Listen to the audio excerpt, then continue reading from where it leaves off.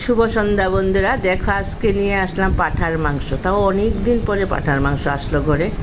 আর আমি রান্নাটা করলাম আর তোমাদের সঙ্গে শেয়ার করে নিলাম। বেশ ভালোভাবে রান্নাটা করেছি। দেখো প্রেশারে প্রথম মাংসটাকে আমি একটা সিটি দিয়ে নিয়েছি। তাও সিটি দিয়েছি তোমার মাংসটার মধ্যে একটু হলুদ, একটু নুন আর একটু কাঁচা তেল মেখে তারপরে এটা প্রেশারে দিয়েছি।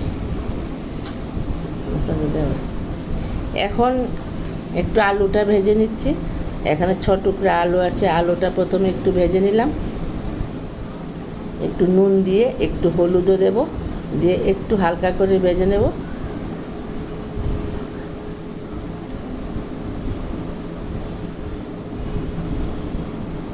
দেখো আলুটা খুব ভালোই ভাজা হয়েছে। এখন আলুগুলিকে নামিয়ে তারপরে পেঁপে নিয়েছি 4-5 টুকরা।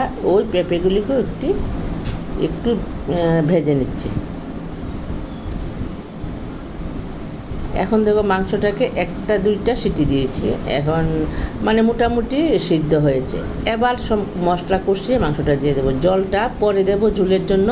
প্রথমে শুধু মাংসটা দিয়ে মশলাটার মধ্যে কষাবো। তোমরা দেখতে থাকো ভিডিওটা, ভীষণ ভালো লাগবে। দেখো এখন ফোড়নে তেজপাতা আর দিলাম ছেঁচে কিছুটা রসুন। রসুনটা একটু লাল যখন হবে তখন দেব আমি ওই পেঁয়াজ, টুকরো করানো পেঁয়াজটা। তাহলে একটা সেন্ট বেরোবে, খুব সুন্দর একটা সেন্ট আসবে রসুনটা থেকে। তারপরে দেখো দিয়ে দিলাম পেঁয়াজটা। এবার পেঁয়াজটা যখন একটু লাল হবে দেব অন্য মশলাগুলো।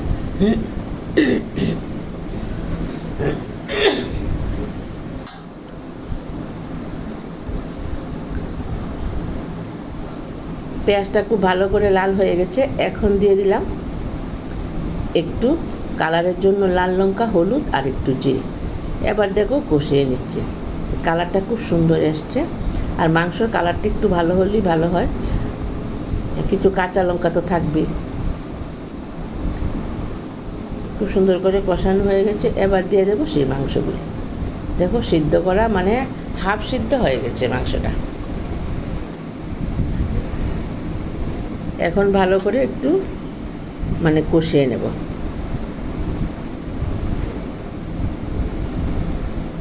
কষানোটার মধ্যে কিছু মশলা পড়বে, যেমন আদা পড়বে, পেঁয়াজ, কাঁচা লঙ্কা পড়বে। এগুলি আস্তে আস্তে পড়বে কষানোটার মধ্যে। এই দেখো কাঁচা লঙ্কা পড়ে গেছে।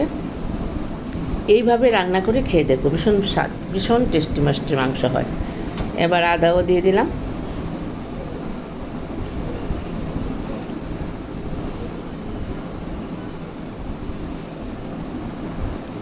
এবার একটু নেড়ে চেড়ে খুব সুন্দর একটা সেন্ট আসবে এবং খুব সুন্দর একটা কালারও আসবে। এখন কষা কষা কালারটা খুব সুন্দর, আর দেখলেই খেতেও ইচ্ছে করে। দেখো খুব সুন্দর হয়েছে,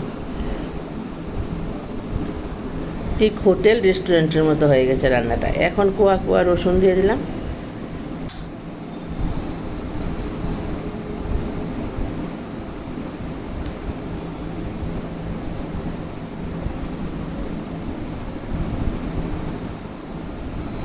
একটু ভালো করে আবার নেড়ে চেড়ে নিচ্ছি।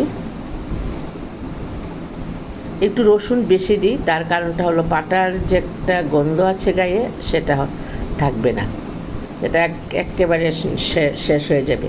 মাংসর মধ্যে একটু পাঠার মাংসতে একটু রসুনটা একটু বেশি দিলে ভালো হয়। আদা রসুনটা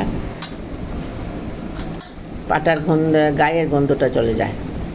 তারপরে মাংসটা খেতেও ভালো লাগে। আর পাটার গায়ের গন্ধটা আর তো মাংস খেতে গেলে অনেক সময় নাকে লাগলে, আমি তো অন্ততপক্ষে খেতে পারি না, আমার ভালো লাগে না। এখন দেখো আলু পেঁপে দিয়ে আর একটু জল দিয়ে কষিয়ে নিচ্ছি। মোটামুটি হয়ে গেছে। এখন জলটাও দিয়ে দেব। এই এলাচটা বেটে নিচ্ছি, দারচিনি দিই না।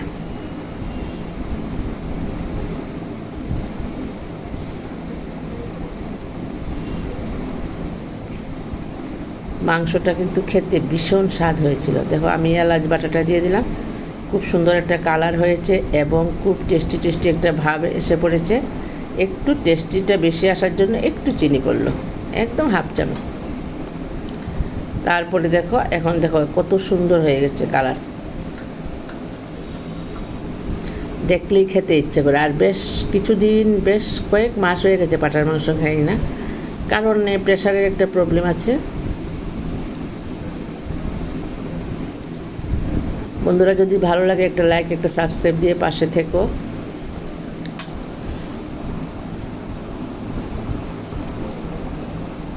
খুব সুন্দর কালার হয়ে গেছে একটা, দেখো। এবার মাংসটা বেটে একটা বাটিতে বেড়ে নিলাম।